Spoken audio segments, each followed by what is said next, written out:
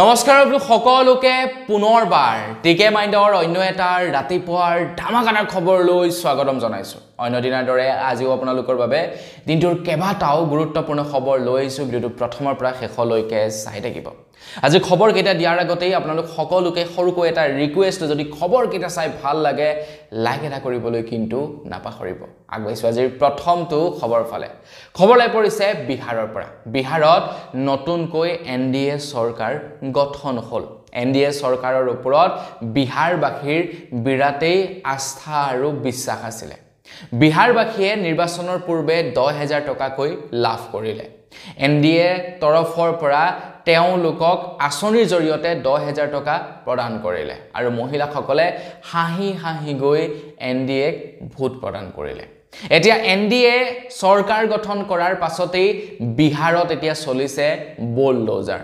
খবৰ ওলাই পৰিছে 1500 বছৰ পুৰণি এতিয়া বোলে মন্দিৰতো বুলডোজাৰ চলিছে। 1500 বছৰ পুৰণি মন্দিৰ ভাঙি তহিলং কৰিছে বুলি খবৰ ওলাই পৰিছে। এটা সবচে ডাঙৰ কথাটো হৈ গ'ল, এটা অভিযোগ উত্থাপিত কৰিছে যে আৰএছএছৰ কাৰ্যালয়ৰ পাৰ্কিঙৰ বাবেই সেই মন্দিৰটো ভাঙি পেলোৱা হৈছে বুলি একাংশ লোকে অভিযোগ উত্থাপিত কৰিছে। এতিয়া মইতো বিহাৰৰ মানুহ নহয়, বিহাৰৰ কথা জানিবৰ কাৰণে যি ৰিপৰ্টছ ওলাইছে, যি নিউজ ওলাইছে, যি বাতৰি ওলাইছে, সেই বাতৰিৰ আধাৰতহে আপোনালোকক জনাইছো। বিভিন্নজন লোকে এইটো অভিযোগ উত্থাপিত কৰিছে যে আৰএছএছৰ কাৰ্যালয়ৰ পাৰ্কিঙৰ দৰকাৰ হৈছে, যাৰ কাৰণে নেকি 1500 বছৰীয়া পুৰণি মন্দিৰ ভাঙি পেলাইছে বুলি অভিযোগ উত্থাপিত কৰিছে এনডিএ চৰকাৰৰ ওপৰত। এগৰাকী মহিলাইতো 10,000 টকা পাই এনডিএক হাঁহি হাঁহি ভোট দিছিলে, নাচি নাচি ভোট দিছিলে। এনডিএক ভোট দিয়াৰ পাছতেই তেখেতৰ ঘৰটোকে বাপেকে ভেকচন কৰি পেলালে। তেখেতৰ ঘৰতে বুলডোজাৰ চলিলে। তেখেতে এতিয়া কান্দি কান্দি কৈছে যে মই এনডিএক কিয় ভোট দিলো, মই এনডিএক ভোটটো নিদিয়া হ'লেই ভাল আছিলে। এতিয়া হৈজটো হৈ গ'ল আৰু ন, তাকে লৈ এতিয়া আৰু আমি ভাবি চিন্তি লাভ নাই। বাৰু যি কি নহওক, চৰকাৰে যিয়ে কাম কৰে তাৰ আঁৰত কিবা নহয় কিবা এটা বিশেষ কাৰণ থাকে আৰু হয়তো বিহাৰত সেই যি নেকি উচ্ছেদ অভিযান চলাইছে তাৰো কিবা নহয় কিবা কাৰণ আছে। আগবাইছো ইয়াৰ পাছৰ খবৰ ফালে। যোৱাকালি আমাৰ অসমত প্ৰায় 5,800 জন লোকক চাকৰি প্ৰদান কৰে। প্ৰায় 5,800 জন পুলিচক যোৱাকালি নিযুক্তি পত্ৰ বিতৰণ কৰে। সকলোকে মোৰ তৰফৰ পৰা বহুত বেছি শুভেচ্ছা জনালো। তাৰ লগতে আকৌ এটা বিৰাটেই ভাল খবৰ ওলাইছে। আজি হৈছে 4 ডিচেম্বৰ, অহাকালিলৈ হৈছে 5 ডিচেম্বৰ। অহাকালিলৈ আকৌ 5,000 নতুন পদৰ বিজ্ঞাপন মুকলি কৰিব বুলি জনাইছে মন্ত্ৰী হিমন্ত বিশ্ব শৰ্মাদেৱে। আৰু 5,000 নতুনকৈ চাকৰি মুকলি কৰিব। নতুনকৈ আকৌ 5,000 পদৰ কাৰণে বিজ্ঞাপন মুকলি কৰিব অহাকালিলৈ। আজি হৈছে 4 ডিচেম্বৰ, অহাকালিলৈ হৈছে 5 ডিচেম্বৰ আৰু 5 ডিচেম্বৰৰ দিনাখনেই 5,000 পদৰ কাৰণে চাকৰি নতুনকৈ মুকলি হ'ব। মই আপোনালোকক অহাকালিৰ ভিডিঅ'টোত জনাই দিম যে কোন কোন বিভাগত এই 5,000 চাকৰি ওলাব। নিশ্চয় চাগে এয়া এডিআৰিৰে হ'ব মানে পদসমূহ। গতিকে আপোনালোক এডিআৰি এক্সাম হ'ব আৰু তো আপোনালোকে প্ৰিপাৰেশ্যন চলাই থাকক, আকৌ আপোনালোকৰ কাৰণে ওলাব। কিন্তু এটা কথা নিশ্চিত হৈ থাকক যে চাকৰি পোৱাটো ইমান সহজ নহয়। আমাৰ অসমত এতিয়াও প্ৰায় 22-23 লাখ নিবনুৱা আছে। গতিকে ইমানখিনি নিবনুৱাক 5,000 চাকৰি বিতৰণ কৰাটো সম্ভৱ যথেষ্ট কঠিন হ'ব চাকৰি পোৱাটো। গতিকে ভালদৰে পঢ়ক, চাকৰি লওক। আগবাইছো ইয়াৰ পাছৰ খবৰ ফালে। আমাৰ অসমত বৰ্তমান সময়ত 108ৰ কৰ্মচাৰীসকলে কৰ্মবিৰতি কৰি আছে। 3 দিন হৈ গ'ল এতিয়া পৰ্যন্ত তেওঁলোকে কৰ্মবিৰতি কৰি আছে। তেওঁলোকক এতিয়া হুংকাৰ জনাইছে অসম চৰকাৰৰ ফালৰ পৰা। অসমৰ মুখ্যমন্ত্ৰী ডক্টৰ হিমন্ত বিশ্ব শৰ্মাদেৱে কৈছে যে অসমত নিবনুৱা ধেৰ আছে, তোমালোকে চাকৰি নকৰিলে বাদ দিয়া। তোমালোকৰ অবিহনে চাকৰি কৰিবৰ কাৰণে, তোমালোকৰ অবিহনে এম্বুলেন্স চলাবৰ কাৰণে ধেৰ নিবনুৱা ল'ৰা ছোৱালী আছে। অসম চৰকাৰৰ হুংকাৰকো তেওঁলোকে ভয় কৰা নাই, তেওঁলোকে অবিৰতভাৱে কৰ্মবিৰতি কৰি গৈ আছে। এতিয়া এই আমাৰ অসমত যি নেকি 108 মৃত্যুঞ্জয় সেৱা চলে, এই 108 মৃত্যুঞ্জয় সেৱাক অসম চৰকাৰে পৰিচালনা নকৰে। 108 মৃত্যুঞ্জয় সেৱাক পৰিচালনা কৰে GVK নামৰ এটা কোম্পানীয়ে বা GVK নামৰ এটা প্ৰতিষ্ঠানে আমাৰ অসমত এম্বুলেন্সখিনিক পৰিচালনা কৰে বা 108 মৃত্যুঞ্জয় সেৱাক পৰিচালনা কৰে। এতিয়া আমাৰ অসমৰ 108ৰ কৰ্মচাৰীসকলে কৈছে যে বহু দিনৰ পৰা জিভিকে তেখেতলোকৰ ওপৰত বিভিন্ন অত্যাচাৰ চলাই আহিছে তেওঁলোকৰ ডিউটি টাইম থাকে 8 ঘণ্টা কিন্তু 10 ঘণ্টা 12 ঘণ্টালৈকে তেওঁলোকক কামত খটুৱাই বুলি জনাইছে কেতিয়াবা তেওঁলোকৰ গাড়ী চলিবৰ কাৰণে তেল নাথাকে তেওঁলোকৰ গাড়ী বেয়া হৈ থাকে তাৰ পাছতো বলে জিভিকেৰ ফালৰ পৰা তেওঁলোকক প্ৰেছাৰাইজ কৰে যে গাড়ী আপোনাৰ ওচৰলৈ গৈ আছে আপুনি চিন্তা নকৰিব আপুনি ৰখি থাকক পেশেন্ট সকলক কবলৈ কয় আৰু 108ৰ বাবে ৰখি কেতিয়াবা বলে পেশেন্ট মৃত্যু মুখতো পৰিব লগা হয় বুলি এতিয়া অভিযোগ উত্থাপিত কৰিছে কিমান দূৰ সত্য নাজানো কিন্তু অভিযোগ উত্থাপিত কৰা অনুসৰি তেওঁলোকৰ ওপৰত যথেষ্ট অত্যাচাৰ কৰিছে জিভিকে নামৰ প্ৰতিষ্ঠানটোৱে আৰু তাৰ লগতে বিভিন্ন ধৰণৰ ৰোগীৰ লগতো বিভিন্ন সময়ত বিভিন্ন বেমেজালি কৰিছে বুলি এতিয়া খবৰ ওলাই পৰিছে অভিযোগ উত্থাপিত কৰিছে তাৰ পাছতো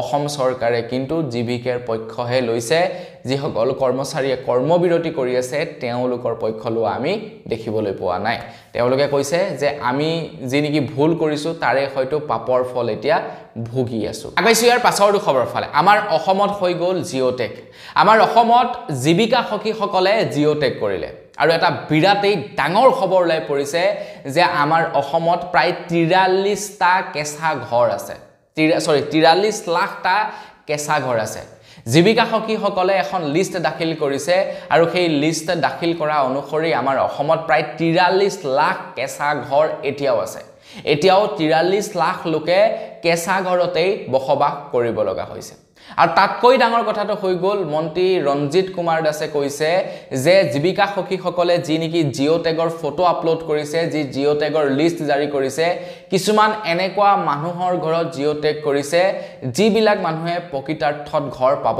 নালাগে কিন্তু তাৰ পাছতো তেওঁলোকৰ নামত জিঅটেগ কৰিছে কেনেকৈ জিঅটেগ কৰিছে তেওঁলোকৰ গুহালিত জিঅটেগ কৰিছে তেওঁলোকৰ ভৰালত জিঅটেগ কৰিছে তেওঁলোকৰ ছাগলী গৰালত জিঅটেগ কৰিছে তেওঁলোকৰ মানে গৰু গৰালত জিঅটেগ কৰিছে কুকুৰা গৰালত তেওঁলোকে জিঅটেগ কৰিছে আনকি লেট্ৰিন পৰ্যন্ত জিঅটেগ কৰিছে বুলি খবৰ ওলাই পৰিছে আৰু যাৰ কাৰণে নেকি এই 43 লাখৰ যি নেকি লিষ্ট দাখিল কৰিছে গোটেই লিষ্টখনকে কেনসেল কৰিব লগা হৈছে পুনৰবাৰ এতিয়া জিঅটেক হ'ব বুলি জনাইছে পুনৰবাৰ ভেৰিফাই হ'ব বুলি জনাইছে কাৰণ কেন্দ্ৰ চৰকাৰ ফালৰ পৰা কেৱল 15 লাখ লোকৰ বাবেহে চৰকাৰী ঘৰৰ অনুমোদন দিছে এতিয়া লিষ্ট জাৰি কৰিছে 43 লাখ এতিয়া গোটেই বিলাক ভেৰিফিকেশন হ'ব তাৰ ভিতৰত 15 লাখ লোকক সিলেকশন কৰিব আৰু তেওঁলোককহে চৰকাৰী ঘৰ বিতৰণ কৰিব চাওকচোন কি কাম বিলাক কৰি থাকে এবাৰত হোৱা কামটো আকৌ এবাৰ কৰিব লগা হ'ব আগৈছো ইয়াৰ পাছৰ খবৰ ফালে মই আপোনালোকক পূৰ্বতেই জনাইছো যে আমাৰ অসমত 108 সেৱাৰ সৈতে জড়িত থকা কৰ্মচাৰীসকলে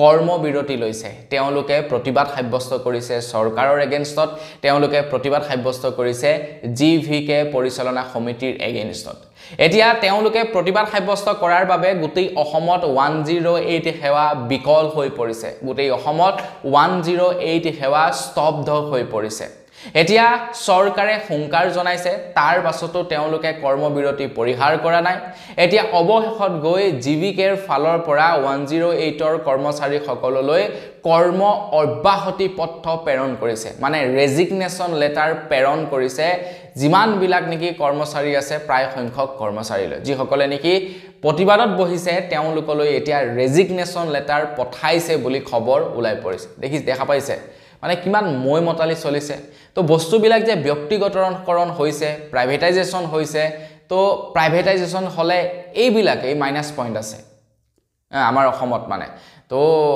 হেয়াই আৰু প্ৰায়বিলাক বস্তু এতিয়া প্ৰাইভেটাইজেশন হ'ব তো লাহে লাহে এনেকুৱা সমস্যা বিলাক আমাৰ মাজত দেখিবলৈ আমি সময় পাই থাকিম আগৈছো ইয়াৰ পাছৰ খবৰ ফালে আমাৰ অসমবাসীৰ বাবে এটা বিৰাটেই ভাল খবৰ ওলাইছে আমাৰ অসমত সত্ৰ আইন বা সত্ৰ বিধেয়কখন এতিয়া গৃহীত হৈ গৈছে প্ৰথমে মানে বিধেয়ক থাকে তাৰছত আইনলৈ পৰিৱৰ্তন হয় তো সত্ৰ আইন এতিয়া সত্ৰ আইন 2025 গৃহীত হৈ গৈছে বুলি মন্ত্ৰী হিমন্ত বিশ্ব শৰ্মাদেৱে জনাইছে মানে সত্ৰসমূহ আমাৰ অসমৰ যিমান বিলাক সত্ৰ আছে সত্ৰসমূহ এতিয়া মানে চৰকাৰৰ আইনৰ আওতাত পৰিচালিত হ'ব তাৰ লগতে সত্ৰৰ মাটি বাৰী সমূহত কোনো যাতে অবৈধ লোকে দখল কৰিব নোৱাৰে তাৰ ওপৰত চকু ৰাখিব মুঠৰ ওপৰত আমাৰ সত্ৰসমূহ আমাৰ অসমত যিমানবিলাক সত্ৰ আছে গোটেই সত্ৰসমূহ এতিয়া আমাৰ চৰকাৰে বান্ধি দিয়া কিছু আইনৰ অধীনত পৰিচালিত হ'ব যাৰ ফলত নেকি কোনো লোকে সত্ৰৰ মাটি দখল কৰিব নোৱাৰিব সত্ৰৰ ওপৰত আগ্ৰাসন চলাব নোৱাৰিব আগবাইছো ইয়াৰ পাছৰ খবৰ ফালে ভাৰতৰ প্ৰধানমন্ত্ৰী নৰেন্দ্ৰ মোদী ডাঙৰীয়া দেৱে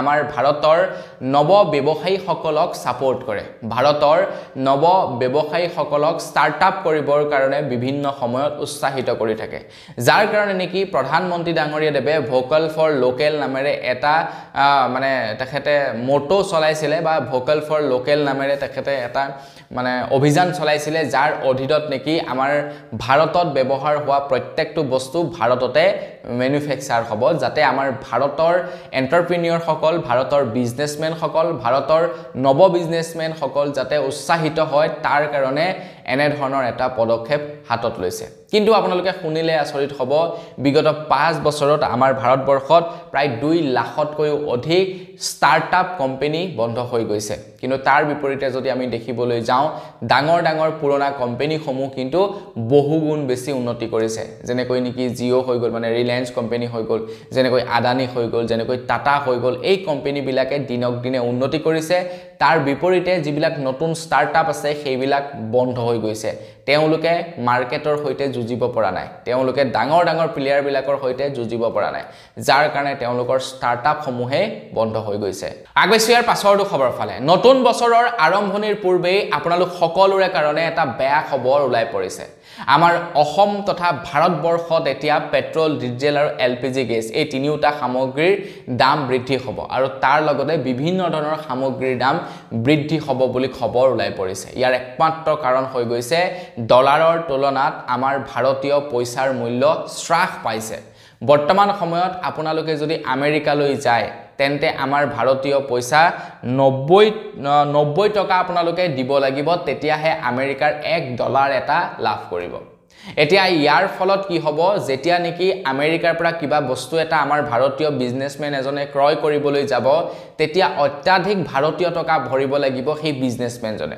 আৰু তেখেতে যেহেতু অত্যাধিক টকা ভৰিব লাগিব তাৰ কাৰণে তেখেতে ভাৰতত অত্যাধিক টকাত বস্তু বিক্ৰী কৰিব লাগিব হয় নে নহয় তো সেইভাবে পেট্ৰল ডিজেল বা এলপিজি গ্যাস বা অনলাইন যিবিলাক বস্তু নেকি বাহিৰৰ পৰা আহে সেই বস্তুবিলাকৰ দামটো এতিয়া বাঢ়ি যাব আগবাইছো ইয়াৰ পাছৰটো খবৰ ফালে আমাৰ অসমবাসীৰ কাৰণে এটা বিৰাটেই ভয়ানক খবৰ ওলাই পৰিছে আমাৰ অসমত বৃদ্ধি পাইছে ক্যান্সাৰ ৰোগীৰ সংখ্যা গড়পাট্টা যদি হিচাপত চাবলৈ যাওঁ আমাৰ অসমৰ প্ৰত্যেকখন গাঁৱত 6 জনকৈ ক্যান্সাৰ ৰোগী বৃদ্ধি পাইছে বুলি খবৰ ওলাই পৰিছে তো অসমৰ ভিতৰতে সৰ্বাধিক কামৰূপ জিলাত ক্যান্সাৰ পেশেন্টৰ সংখ্যা বৃদ্ধি পাইছে বুলি খবৰ ওলাই পৰিছে লখিমপুৰত স্তন ক্যান্সাৰৰ সংখ্যা বৃদ্ধি পাইছে মানে বিশেষকৈ মহিলাসকলৰ স্তনৰ ক্যান্সাৰ বৃদ্ধি পাইছে লখিমপুৰ ডিস্ট্ৰিক্টত ইয়াৰ একমাত্ৰ মানে কাৰণ হৈ পৰিছে আমি দৈনিক যিবিলাক নেকি খাদ্য খাওঁ আমাৰ যিবিলাক খাদ্যাভ্যাস ইয়াৰ ফলতে ক্যান্সাৰৰ সংখ্যা বাঢ়িছে কামৰূপতো আটাইতকৈ বেছি আৰু লখিমপুৰত স্তনৰ ক্যান্সাৰৰ সংখ্যা বহুত বেছি মানে লখিমপুৰখন মোৰ নিজা ডিস্ট্ৰিক্ট গতিকে আমাৰ লখিমপুৰত স্তন ক্যান্সাৰ বহুত বেছি হৈছে বুলি খবৰ ওলাই পৰিছে আগবাইছো ইয়াৰ পাছৰটো খবৰ ফালে এলাহাবাদৰ হাই কোৰ্টে এটা বিৰাটেই বৃহৎ ৰায় প্ৰদান কৰিছে এলাহাবাদৰ হাই কোৰ্টে কৈছে যে এতিয়া ধৰ্ম সলনি কৰিলেও এসটি আৰু এসসিৰ সাৰ্টিফিকেট নাপাব বুলি জনাইছে মানে ধৰি লওক আপুনি যেনিবা জেনাৰেল কাষ্টৰ তো আবা ওবিসি কাষ্টৰ আপুনি যেনিবা ধৰ্ম সলনি কৰি দিলে এসটি বা এসসিৰ সাৰ্টিফিকেট পাবৰ কাৰণে কিন্তু আপোনালোকে ধৰ্ম সলনি কৰিলেও আপোনালোকে এসটি বা এসসিৰ সাৰ্টিফিকেট নাপাব কাৰণ আপুনি জন্মগত যি হয় তাৰ আধাৰতহে আপোনালোকে সাৰ্টিফিকেট লাভ কৰিব মানে কাষ্টৰ সাৰ্টিফিকেট লাভ কৰিব ধৰ্ম সলনি কৰিলে বুলি আপোনালোকে চৰকাৰী বস্তু লাভ কৰিবৰ বাবে এসটি এসসি সাৰ্টিফিকেট লাভ নকৰিব বুলি জনাইছে এলাহাবাদৰ হাই কোৰ্টে এটোটা বৃহৎ ৰায় প্ৰদান কৰিছে আগবাইছো ইয়াৰ পাছৰটো খবৰ ফালে যোৱাকালি আমাৰ অসমত প্ৰায় 5800 জন পুলিচক নিযুক্তি পত্ৰ প্ৰদান কৰে অসমৰ মুখ্যমন্ত্ৰী ডক্টৰ হিমন্ত বিশ্ব শৰ্মা দেৱে নিযুক্তি পত্ৰ বিতৰণ কৰাৰ সময়ত মন্ত্ৰী হিমন্ত বিশ্ব শৰ্মা দেৱে নতুনকৈ নিযুক্তি পোৱা পুলিচ সকলক এটা অনুৰোধ কৰিছে যে আপোনালোকে দুখিয়া মানুহৰ ওপৰত অত্যাচাৰ নচলাব আপোনালোকে ঠেলাৱালা ৰিক্সাৰ ওলাৰ ওপৰত আপোনালোকে লাঠি চালনা নকৰিব মই যোৱাকালি ভিডিঅ'টোত আপোনালোকক কৈছিলোঁ, আপোনালোকে যদি চাইছিলে যে আমাৰ অসমৰ কিছু যুৱক যুৱতীয়ে এতিয়া নতুনকৈ চাকৰি পাইছে। তেওঁলোকে চাকৰি পোৱাৰ পাছত তেওঁলোকৰ এটা অৰা বেলেগ হৈ গৈছে। তেওঁলোকে কোন মানে দুখী নিৰ্দোষী সেইটো চাবলৈ নাই, তেওঁলোকে এটা বেলেগ এক্সট্ৰা লেভেলত থাকে। কিন্তু তেওঁলোক সেই নিম্ন স্তৰৰ পৰাই উঠিছে। তেওঁলোকৰ দেউতাকেও হাজিৰা কৰি তেওঁলোকক চাকৰি দিছে, কিন্তু তেওঁলোকে পাহৰি গৈছে যে তেওঁলোকে এসময়ত দুখীয়া ঘৰত আছিলে, এতিয়া দুখীয়া মানুহৰ ওপৰত অত্যাচাৰ কৰিব নালাগে। তো এই বস্তুটো হ'ব নালাগে। যোৱাকালি মই ৰিকুৱেষ্ট কৰিছিলোঁ, মন্ত্ৰী হিমন্ত বিশ্ব শৰ্মাদেৱেও সেই একেটা কথাকে কৈছে যে আপোনালোকে কাকো 1 টকাও ঘুচ নিদিয়াকৈ চাকৰি পাইছে। আপোনালোকৰ দেউতাক হয়তো কোনোবা ঠেলাৱালা, কোনোবা ৰিক্সাৱালা, কাৰোবাৰ দেউতাক হয়তো হাজিৰা কৰে, কাৰোবাৰ দেউতাই হয়তো ঘৰে ঘৰে কাম কৰি ফুৰে। গতিকে তেনেকৈ আপোনালোকক চাকৰি দিছে। তো আপোনালোকে সেই বস্তুটো মনত ৰাখিব আৰু দুখীয়া মানুহৰ ওপৰত অত্যাচাৰ নকৰিব। আগবাইছোঁ ইয়াৰ পাছৰটো খবৰ ফালে। আমাৰ ভাৰতবৰ্ষত যিমানবিলাক মোবাইল ফোন ব্যৱহাৰ হৈ আছে, প্ৰত্যেকটো মোবাইল ফোনতে সঞ্চাৰ সাথী এপ্লিকেশ্যনটো থকাটো বাধ্যতামূলক কৰিছে টেলিকমিউনিকেশ্যন ডিপাৰ্টমেণ্টৰ ফালৰ পৰা। এতিয়া বিভিন্নজন লোকে এই সম্পৰ্কত আপত্তি দৰ্শাইছে যে সঞ্চাৰ সাথী এপ্লিকেশ্যনটো কিয় আমি মেণ্ডেটৰীভাৱে ইনষ্টল কৰিম। আৰু তাৰ পাছতে এতিয়া টেলিকমিউনিকেশ্যন ডিপাৰ্টমেণ্টৰ ফালৰ পৰা তেখেতলোকৰ যিটো নেকি নিৰ্দেশনা আছিলে, সেই নিৰ্দেশনাটো উঠাই লৈছে। টেলিকমিউনিকেশ্যন ডিপাৰ্টমেণ্টে কৈছে যে আপোনালোকে সঞ্চাৰ সাথী এপ্লিকেশ্যনটো ৰাখিম বুলি ক'লে ৰাখিব পাৰিব, উঠাই দিম বুলি ক'লে উঠাই দিব পাৰিব, মানে আনইনষ্টল কৰিম বুলি ক'লে আনইনষ্টল কৰিব পাৰিব। এইটো কোনো বাধ্যবাধকতা নাই, কাৰণ সঞ্চাৰ সাথী এপ্লিকেশ্যনটোৱে কিছু মানে আমাৰ মোবাইলৰ পৰা পাৰ্মিশ্যন বিচাৰে, যেনে গেলেৰী, যেনে কণ্টেক্ট, যেনে মেছেজ, যেনে ফোন কল, এইবিলাকৰ তেওঁলোকে কণ্টেক্ট মানে পাৰ্মিশ্যন বিচাৰে। আৰু যাক লৈ বিভিন্নজন লোকে প্ৰশ্ন উত্থাপিত কৰিছিলে সঞ্চাৰ সাথী এপ্লিকেশ্যনৰ ওপৰত। আৰু তাৰ পাছতেই এতিয়া তেওঁলোকে সিদ্ধান্ত সলনি কৰিছে, টেলিকমিউনিকেশ্যন ডিপাৰ্টমেণ্টৰ ফালৰ পৰা সিদ্ধান্ত সলনি কৰিছে। কৈছে যে আপোনালোকে ৰাখিলেও ৰাখিব পাৰে, নাৰাখিলেও কোনো কথা নাই। আগবাইছোঁ ইয়াৰ পাছৰটো খবৰ ফালে। আমাৰ অসমৰ মুখ্যমন্ত্ৰী ডক্টৰ হিমন্ত বিশ্ব শৰ্মাদেৱে বহু দিনৰে পৰা গৌৰৱ গগৈৰ ওপৰত অভিযোগ উত্থাপিত কৰি আহিছে যে গৌৰৱ গগৈৰ সম্পৰ্ক আছে পাকিস্তানৰ সৈতে। আৰু তাৰ লগতে গৌৰৱ গগৈৰ পত্নীকটো এগৰাকী পাকিস্তানী এজেণ্ট ৰূপে তেখেতে ঘোষণাই কৰি দিলে। এতিয়া অসমলৈ আহিছিলে গৌৰৱ গগৈৰ পত্নী বা পাকিস্তানৰ এগৰাকী এজেণ্ট অসমলৈ আহিছিলে। আৰু এই কথা স্বয়ং মুখ্যমন্ত্ৰী ডাঙৰীয়াই কৈছে। মুখ্যমন্ত্ৰী ডাঙৰীয়াই এই কথা যেতিয়াই ঘোষণা কৰিলে, এতিয়া মুখ্যমন্ত্ৰী ডাঙৰীয়াৰ ওপৰত দুটা অভিযোগ উত্থাপিত কৰিছে একাংশ ৰাইজে মন্ত্ৰী হিমন্ত বিশ্ব শৰ্মাদেৱক সমালোচনা কৰিছে। আৰু মোৰ মতে মন্ত্ৰী হিমন্ত বিশ্ব শৰ্মাদেৱক বেয়া পোৱা মানুহ খুব কম আছে। গতিকে তেখেতে ৰাইজে বেয়া পোৱা কামবিলাক মোৰ মতে কৰিব নালাগে। এনেকৈ যদি কাম কৰি যায়, অনাগত কেইবাবছৰ তেখেতে অসমত ৰাজত্ব কৰিব পাৰিব। এতিয়া ৰাইজে কৰিছে যে তেখেতে যিহেতু জানেই যে গৌৰৱ গগৈৰ পত্নী এগৰাকী পাকিস্তানী এজেণ্ট, তো তেখেতে গোপনে অসমলৈ আহিছে। তো গতিকে তেখেতে কিয় সেই এজেণ্টগৰাকীক এৰেষ্ট নকৰিলে, প্ৰথম কথা। দ্বিতীয় কথা হৈ গ'ল যে তেখেতে কিয় মানুহৰ ব্যক্তিগত জীৱনত চকু দি আছে, তেখেতে কিয় মানুহৰ ব্যক্তিগত জীৱনত জাচুচি কৰি আছে। মন্ত্ৰী হিমন্ত বিশ্ব শৰ্মাদেৱে কৈছে যে তেখেতৰ পত্নী আহিছিলে গুৱাহাটীলৈ, আৰু গুৱাহাটীলৈ আহোঁতে 3 দিন গৌৰৱ গগৈয়ে ঘৰৰ পৰাই নোলালে, পত্নীৰ সৈতে থাকিলে। এইটো তেওঁলোকৰ ব্যক্তিগত জীৱন, ব্যক্তিগত কথা। তো ব্যক্তিগত জীৱনত কিয় জাচুচি কৰিছে মন্ত্ৰী হিমন্ত বিশ্ব শৰ্মাদেৱে, এই দুটা প্ৰশ্ন উত্থাপিত কৰিছে এতিয়া ৰাইজৰ ফালৰ পৰা মন্ত্ৰী হিমন্ত বিশ্ব শৰ্মাদেৱলৈ। আগবাইছোঁ ইয়াৰ পাছৰটো খবৰ ফালে। আৰু একেবাৰে এইটো শেষৰ খবৰ। একেবাৰে শেষৰ খবৰটো ওলাইছে জুবিন দাৰ ওপৰত। জুবিন দাই এতিয়ালৈকে ন্যায় পোৱা নাই, আৰু আমি লিখিবলৈও পাহৰিলোঁ #JusticeForJubin Garg। আপোনালোকে বাৰু কেতিয়া লিখিছিলে লাষ্ট, কমেণ্ট ছেকশ্যনত জনাবচোন। এতিয়া গৌৰৱ গগৈয়ে লোকসভাত জুবিন দাৰ মৃত্যুৰ সম্পৰ্কত মানে দাবী উত্থাপন জনাইছে যে জুবিন দাক সৰ্বোচ্চ সামৰিক সন্মান দিব লাগে। তেখেতে কৈছে যে চৰকাৰী অনুষ্ঠানত গৈ জুবিন দাৰ মৃত্যু হয়, জুবিন দাক হত্যা কৰে।